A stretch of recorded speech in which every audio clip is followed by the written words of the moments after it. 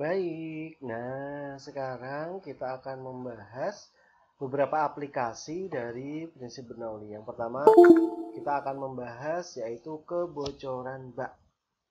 Semisal ya, di sini ada bak. Nah, kemudian di sini ada lubang. Di lubang ini terjadi kebocoran, maka ada air yang mengalir dari dalam bak itu. Nah, sebentar. Saya jelaskan airnya dulu lebih dulu. Nah, nanti ada air yang mengalir keluar ke sini. Iya, begini. Nah, di dalam ini kita anggap full ada airnya ini. Di dalam ini full air. Nah, walaupun dia bocor, tapi nanti di sini akan penuh dengan air. Kita anggap semua airnya itu di sini ada keran gitu ya. Berarti kerannya ini nyala, berarti airnya tetap mancur terus. Gitu. Artinya dia stabil airnya tetap keluar dari keran ini sehingga dia akan penuh ini keluar. Nah, ketika air itu di sini ada lubang, artinya airnya itu akan keluar, maka pas air keluar itu kita bisa menghitung V. Nah, V itu apa? Iya, betul. Kecepatan zat cair yang mengalir. Dan kita bisa menghitung ini. X. Jangkauan airnya itu berapa? Nah, patokannya ya, dari lubang ini sampai ke atas kita notasikan menjadi H, lubang ke bawah kita menganggap sebagai H aksen. Nah, di sini totalnya itu adalah H besar.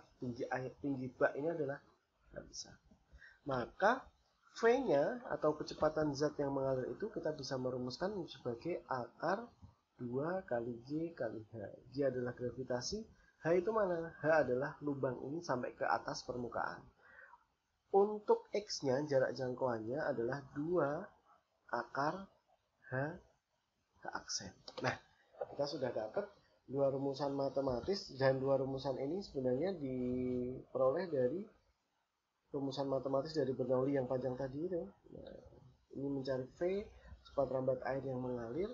Kalau yang ini adalah mencari jarak jangkauan air mengalir. Nah, itu adalah prinsip dari proses. Sekarang, di soal biasanya sering keluar seperti ini. Ada sebuah bak begini, kemudian di sini terdapat tiga lubang seperti ini. Lubang 1, lubang 2, lubang 3. Pertanyaannya, jarak jangkauan mana yang paling jauh? Lubang mana yang paling jauh? Nah, ternyata jarak jangkauan yang paling jauh itu berada di mana? Di nomor 2. Dia paling jauh jangkauan. Nah, pas di tengah-tengah berarti dia jangkauannya maksimum. Ini X-nya adalah maksimum. Tetapi jarak jangkauan ini ketika maksimum itu sama dengan nilai dari H. Tinggi baknya ini. Sama nilai. Ya, tidak kurang, tidak lebih, sama. Nah, sekarang terus bagaimana dengan lubang yang lain? Lubang yang lain, lubang nomor 1 dia tentunya lebih kecil. Lubang yang nomor 3 juga dia lebih kecil jangkauan. Ya, jadi jangkauan terjauh berada di lubang nomor 2 atau di tengah-tengah. Jangkauan paling jauh ketika lubang ada di tengah. Hanya berarti sama dengan H aksen, karena lubang ke atas itu adalah H, lubang ke bawah ini adalah H aksen. Ini ya, sama, berarti dia nanti jangkauannya akan yang paling jauh, maksimum. Nah, sekarang ada satu lagi yang biasanya soal ini keluar, kita tidak perlu menghitung lama-lama. Begini soalnya biasanya, ini sering keluar di soal-soal MIT atau soal-soal semesteran, bahkan di UN itu pernah dimunculkan. Ketika ada bak seperti ini, kemudian di sini ada dua lubang, ada dua lubang,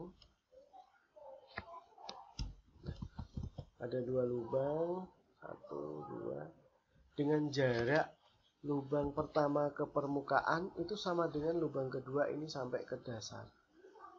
Pertanyaannya, panjang mana jangkauan ini, lubang 1 ini dengan lubang 2 ketika ini sama dan sama? Ternyata jangkauan dari lubang 1 dan lubang 2 nanti akan jatuh di tempat yang sama. Ketika ini lubang sampai permukaan sama dengan lubang yang sampai dasar, maka dia akan jatuh di tempat yang sama. Berarti X1 itu nanti sama dengan X2. Jadi nanti kalau ada soal seperti ini, berapakah perbandingan X1 dan X2? Berarti perbandingannya adalah 1 dibanding 1. Kita langsung memilih ini. Tidak perlu banyak waktu untuk menghitung berapakah V-nya, berapakah X-nya, tidak perlu. Ya, berarti langsung pakai ini. Dan ini ketika ada soal ini kita juga sudah tahu. Berarti ada di posisi di tengah-tengah. Begitu. Nah, begitu adalah teori dari konsep Torricelli. Kita akan ketemu lagi di video berikutnya di konsep gaya angkat pesawat.